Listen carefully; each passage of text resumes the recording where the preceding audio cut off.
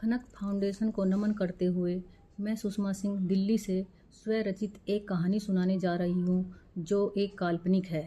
हंसती खेलती लड़की राधा, जिसने पीएचडी किया हुआ था, जो बिल्कुल स्वस्थ थी, जिसकी शादी पढ़े लिखे परिवार में कर देते हैं।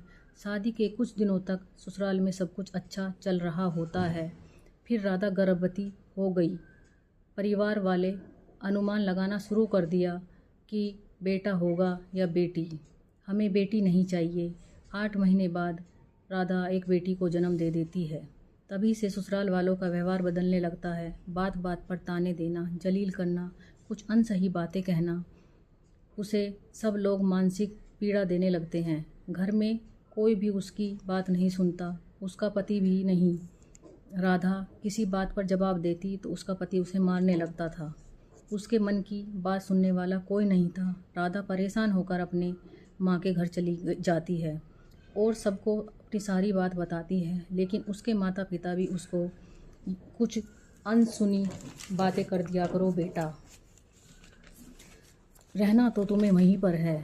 बेचारी राधा मायूस मन से ससुराल वापस आ जाती है। एक दिन में बीमार पड़ जाती है, लेकिन कोई भी डॉक्टर के पास तक नहीं ले जाता। फिर एक दिन राधा बेहोश हो जाती है। उसकी पड़ोसन आकर उसे डॉक्टर के पास ले जाती है। वहाँ डॉक्टर उसे भर्ती करने के लिए बोलता है, लेकिन राधा का पति मना कर देता है और डॉक्टर से पूछता है कि ऐसा क्या हो गया है।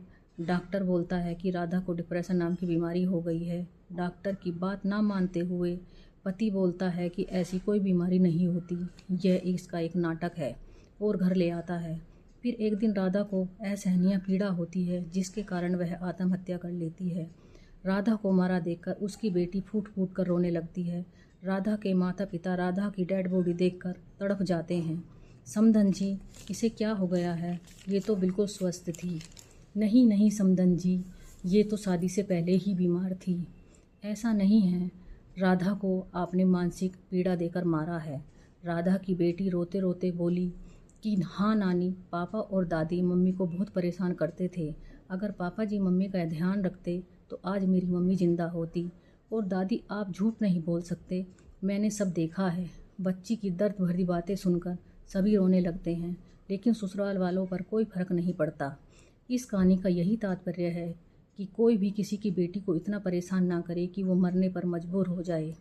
बेटी कोई पाप नहीं है, क्यों समझते आप नहीं हैं। धन्यवाद।